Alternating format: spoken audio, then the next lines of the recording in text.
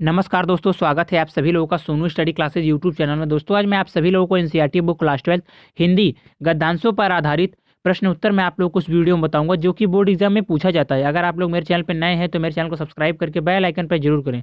दोस्तों पहला प्रश्न, मैं खासतौर से युवा छात्रों से ही क्यों मिलता हूँ? इस सवाल का जवाब तलाशते हुए मैं अपने छात्र जीवन के दिनों के बारे में सोचने लगा। रामेश्वरम के द्वीप से बाहर निकलकर यह कितनी लंबी यात्रा रही। पीछे मुड़कर देखता हूँ तो विश्वास नहीं होता। आखिर वह क्या था जिसके कारण यह संभव हो सका? आत्मकांक्षा। कई बातें मेरे दिमाग में आती हैं। मेरा ख्याल है कि सबसे महत्वपूर्ण बात यह रही है कि मैंने अपने योगदान के मुताबिक ही अपना मूल्य आंका। बुनियादी बात जो आपको समझनी चाहिए वह यह है कि आप जीवन की अच्छी चीज़ों को पाने का हक रखते हैं, उसका जो ईश्वर की दी हुई है। जब तक हमारे विद्यार्थियों और युवाओं को यह भरोसा नहीं होगा कि वह विकसित भारत के नागरिक बनने के योग्य हैं, तब तक ये जिम्मेदार और ज्ञानवान नागरिक भी कैसे बन सकेंगे? पहला क्वेश्चन, उपयुक्त गद्यांश के पाठ और लेखक का नाम लिखिए। आंसर, पाठ का नाम हम और हमारा आदर्श, लेखक का नाम डॉक्टर एपीजे अब्दुल कलाम। दूसरा क्वेश्चन, रेखांकित अंश की व्याख्या कीजिए। जब तक हमारे विद्यार्थियों और युवाओं को यह भरोसा नहीं होगा कि वह विकसित भारत के नागरिक बनने के योग्य हैं, तब तक ये जिम्मेदार और ज्ञानवान नागरिक भी कैसे बन सकेंगे?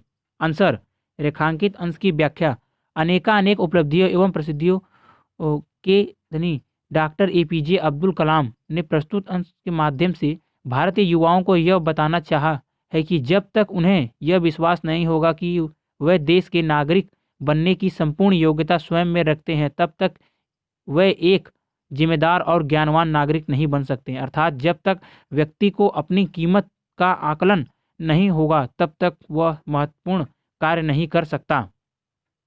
तीसरा question, doctor APJ Abdul Kalam खास तौर से किससे मिलते थे? Answer, doctor APJ Abdul Kalam खास तौर से देश के युवाओं छात्रों से मिलते थे। Question 4, doctor APJ Abdul Kalam की कामयाबी के लिए सबसे महत्वपूर्ण बात क्या रही?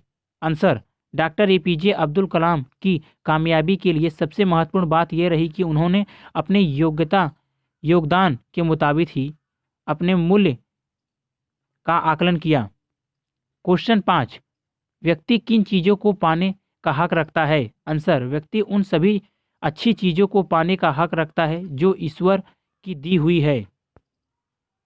प्रश्न 2, मैं ये नहीं मानता कि समृद्धि और अध्यात्मक एक दूसरे से विरोधी हैं या भौतिक वस्तुओं की इच्छा रखना कोई गलत सोच है। उदाहरण के तौर पर मैं खुद न्यूनतम वस्तुओं का भाग करते हुए जीवन बिता रहा हूँ, लेकिन मैं तुरंत समृद्धि की कद्र करता हूँ क्योंकि समृद्धि अपने साथ सुरक्षा तथा विश्वास लाती है जो अनंत हमारी आज़ादी को बनाए रखने में सहायक है। आप अपने आसपास देखेंगे तो पाएंगे कि खुद प्राकृतिक भी कोई काम आधे अधूरे मन से नहीं करती। किसी बगीचे में जाइए, मौसम में आपको फूलों की बहार देखने को मिलेगी, अथवा ऊपर की तरफ ही देखें, यह ब्रह्मांड आपके अनंत तक फैला दिखाई देगा, आपके यकीन से भी परे।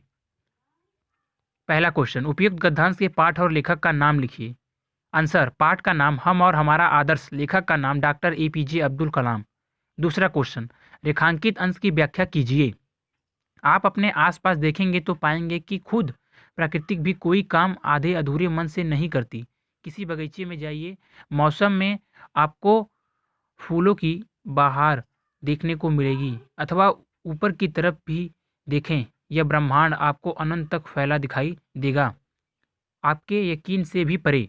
आंसर, रेखांकित अंश की व्याख्या प्रस्तुत पंक्तियों में माध्यम से अब्दुल कलाम जी स्मृति की कद्र करते हुए कहते हैं कि व्यक्ति को कामयाब होने के लिए वह सभी हर संभव प्रयास करने चाहिए जो वह कर सकता है। किसी भी कार्य को अधूरा नहीं छोड़ना चाहिए, अर्थात काम करते हुए उससे ऊपर उसे बीच में नहीं छोड़ देना चाहिए।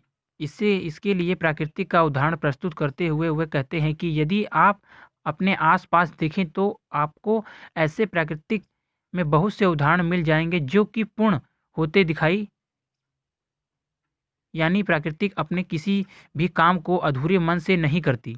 आप किसी फूलों के बाग में ही पहुंच जाइए, वहां मौसम में आपको फूलों की बहार देखने को मिलेगी, क्योंकि मौसम में आपने काम को अधूरा नहीं छोड़ा। या फिर आप अपने ऊपर की ओर ही देखें, जो तो आपको यह ब्रह्मांड इस तरह विस्तृत दिखाई देगा जिसका कोई अंत नहीं है, जहाँ तक आप सोच भी नहीं सकते। अर्थात यह नभ भी हमें विस्तृत होने का यानी पूर्णता का संदेश देता है।